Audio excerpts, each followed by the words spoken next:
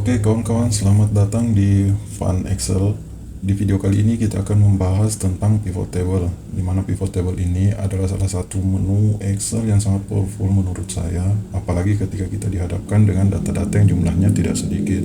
Nah, fungsi pivot table ini pada umumnya itu adalah untuk merangkum sebuah database. Jadi di situ kita bisa mengklasifikasikan atau mengelompokkan data-data sesuai dengan apa yang kita inginkan. Nah, di sini kawan-kawan saya sudah siapkan satu data yang bisa kita gunakan untuk latihan, yang bisa kita gunakan untuk praktek. Nah, data ini data yang lumayan banyak ya kawan-kawan, bisa kita lihat row-nya sendiri itu sudah mencapai 52.600-an. Nah, anggap aja ini adalah data yang diinput oleh admin tiap harinya. Anggap aja data harian gitu ya, selama kurang lebih 3 bulan kawan-kawan. Nah, di sini ada tagihan keberapa si vendor ini, misalnya ini ada tanggal, ini adalah material apa yang disuplai gitu, kemudian volumenya, harga satuannya, jumlah harganya per 5 kubik gitu ya, kemudian ada lokasinya, karena ini adalah vendornya atau suppliernya. Nah, langkah pertama yang akan kita lakukan ketika kita ingin membuat pivot table itu adalah mengubah range ini menjadi table dengan cara kita klik insert lalu table. Nah, di sini akan muncul pop up. Nah, ketika kita uncheck ini, Excel itu akan otomatis membuatkan kita header atau mengambil header itu dari baris yang paling atas. Kemudian oke, dan otomatis baris pertama ini adalah headers kita, dan ini sudah menjadi table. Datanya sudah menjadi table kawan-kawan. Nah, untuk mempermudah nantinya kita membuat pivot table, kita namai range ini atau table ini, kita namai aja sebagai latihan ya kawan-kawan. Nah ini adalah table latihan yang akan kita gunakan nanti membuat pivot table. Di data yang saya siapkan ini, saya membuatkan beberapa vendor ya kawan-kawan. Ada vendor A, vendor B, vendor C, dan vendor D yang bisa kita gunakan sebagai filter nantinya di pivot table. Kemudian lokasinya juga beragam ya kawan-kawan, ada sekitar 50-an lokasi mungkin. Ini tagihannya juga saya buat beberapa tagihan ya kawan-kawan sesuai dengan laporan harian pada umumnya yang mungkin dibuat oleh rekan-rekan admin ya. Nah, kemudian kita langsung membuat pivot table-nya kawan-kawan. Sebenarnya pivot table itu bisa kita buat di sheet yang sama dengan database, cuma tidak saya sarankan ya kawan-kawan. Lebih baik kita membuat sheet baru untuk pivot table-nya sendiri, karena di situ kita akan merangkum atau mengklasifikasikan data-data dari database ini. Nah, kita buat sheet baru, kita ubah namanya menjadi pivot C ya. Nah, ini dia. Nah, kita sudah di sheet yang baru. Nah, kita akan membuat pivot table-nya dengan cara kita klik insert, kemudian pilih pivot table. Nah, di sini akan muncul pop up. Nah, di sini kita isikan tabel atau range-nya. Tadi kita sudah beri nama latihan. Kemudian kita klik aja oke. Nah, ini dia tampilan awal ketika kita membuat pivot table. Nah, di sini ada pivot table fields. Pivot table fields ini berisi headers dari database kita tadi ya kawan-kawan. Di sini ada tagihan, tanggal, material. Nah, itu pun yang tampil di sini. Kemudian ketika kita ingin membuat rangkuman sebuah data dari database, nah, kita tinggal drag aja. Misalnya kita ingin melihat sudah berapa banyak volume yang disuplai oleh vendor-vendor misalnya. Nah, kita tinggal drag aja vendornya ke row. Di sini akan muncul vendor A, vendor B, vendor C, dan vendor D. Kemudian volumenya, ini adalah header dari volume. Nah, volumenya ini kita drag ke value karena merupakan perhitungan ya kawan-kawan. Nah, ini dia. Nah, ini rangkuman sederhana dari database kita ini. Misalnya vendor A sudah menyuplai sekitar 84.201, sekian kubik lah ya, begitu kawan-kawan. Nah, ini dia contoh rangkuman sederhananya. Nah, setelah itu misalnya kita juga ingin mengetahui di lokasi mana dia ngedrop material ya kawan-kawan. Nah, kita tinggal drag aja lokasi ini ke row-nya lagi. Nah, seperti ini kawan-kawan. Nah, vendor A itu udah ngedrop di lokasi 1 misalnya sekitar 1200-an kubik. Nah, kita tinggal memperbaiki tampilannya ya kawan-kawan. Nah, kita ingin vendor ini juga ada di kolom tersendiri. Nah, kita edit di bagian row sini kawan-kawan. Kita tinggal klik supplier, kemudian field setting, layout dan print. Nah, kemudian kita cek ini, show item label in tabular form, kemudian repeat item, kemudian kita klik OK. Nah, ini vendornya sudah terkelompokkan tersendiri ya. Nah, ini dia kawan-kawan, supplier atau vendor ini sudah berada di kolom sendiri. Nah, ini kan masih kegabung ya kawan-kawan, vendor A, vendor B, vendor C dalam satu tabel. Nah, kita ingin memfilter tersendiri antara vendor A, vendor B, vendor C. Caranya itu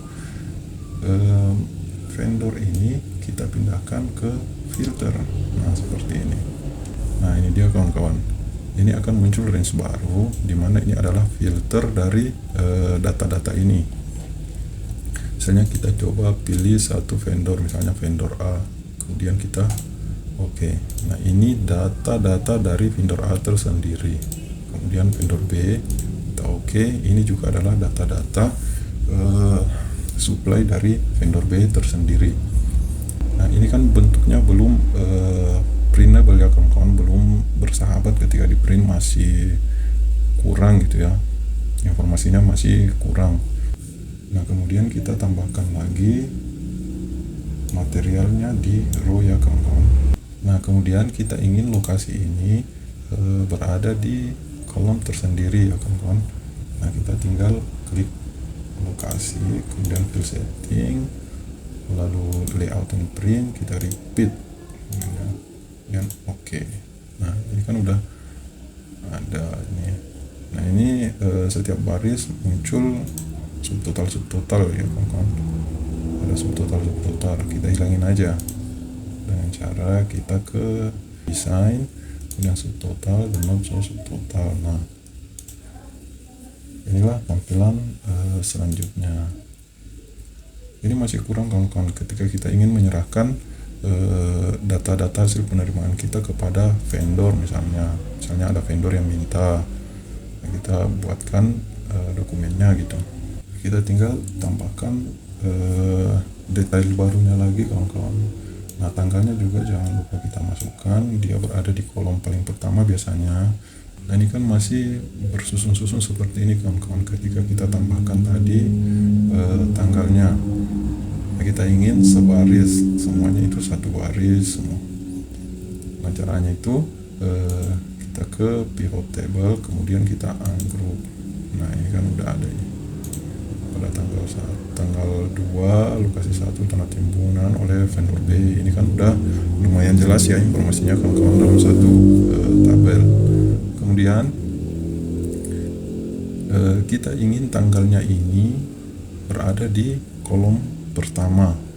Nah, caranya itu seperti tadi, kita tinggal ke field setting, layout and print, kemudian kita repeat, lalu oke. Nah, ini dia kawan-kawan. Ini kan udah lumayan informatif ya pivot table-nya kawan-kawan. Cuma masih terlalu panjang. Namun sudah ada informasi yang cukup lah untuk setiap vendor. Nah, kemudian kita ingin mengelompokkannya berdasarkan tagihan, misalnya kan, tinggal kita drag tagihan ini ke filter seperti ini. Misalnya vendor B, kemudian di tagihan ke-7 misalnya. Nah, ini dia udah terkelompok berdasarkan vendor B dan tagihan ke sekian. Ini dia. Ini sudah lumayan informatif teman-teman. Nah, yang muncul di sini masih volumenya kawan-kawan. biasanya kita diminta satu dokumen yang lengkap dengan jumlah harganya misalnya. Nah, kita tinggal tambahkan lagi jumlah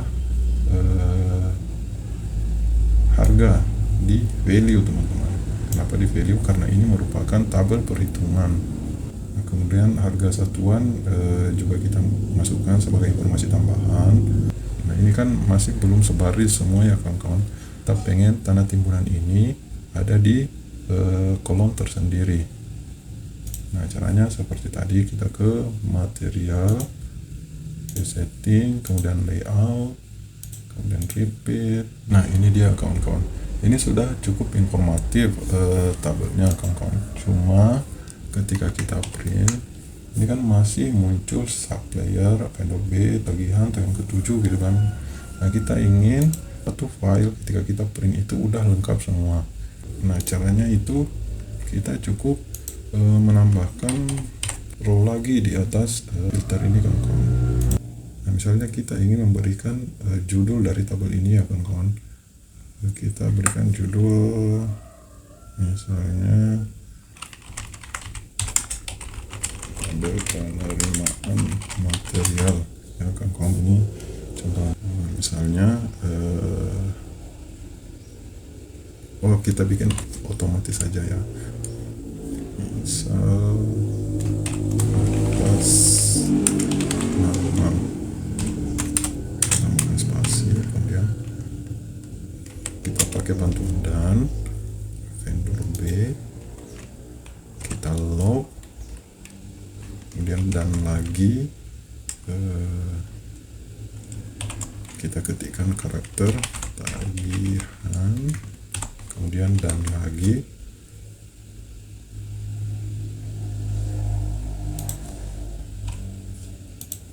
kemudian kita klik tagihannya ini, kemudian kita log kembali. Nah, seperti ini atas nama vendor B, tagihan kesekian. Ini udah bisa kita hide kawan-kawan.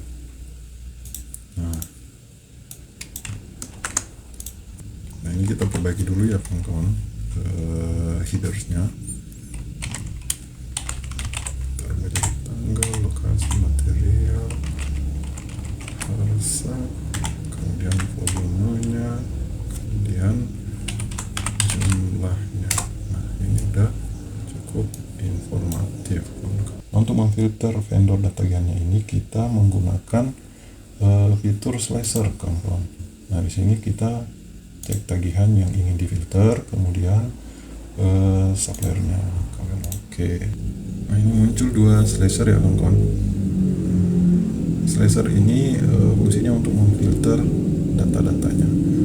Ada dua data yang menjadi filter di pivot ini, yaitu supplier dan tagihan. Ini bisa kita lihat, ini vendor A, di tagihan ke-38 udah datanya, 39, 40 dan seterusnya.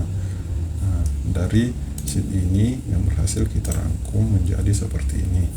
Nah, jadi kita perbaiki tabelnya seperti ini. Nah, oke. Ketika kita klik vendor, ini kan berubah lagi nih besar tabelnya, ukuran tabelnya. Nah, untuk mencegah hal itu terjadi, kita ke option, kemudian uncheck auto-fit column weight on update.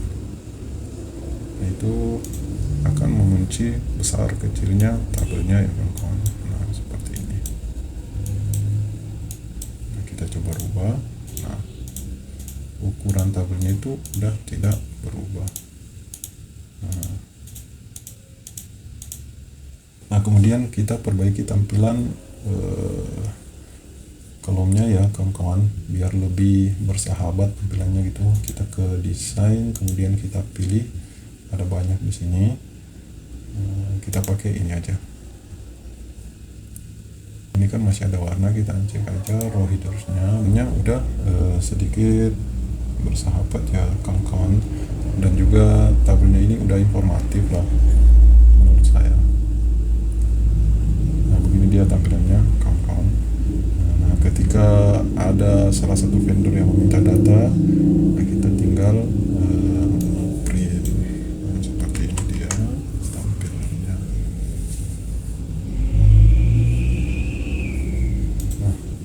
Sekian tutorial tentang pivot table ini dari saya, mudah-mudahan bisa bermanfaat untuk teman-teman. Jangan lupa di subscribe dan dinyalakan loncengnya biar tidak ketinggalan konten tutorial lainnya. Terima kasih.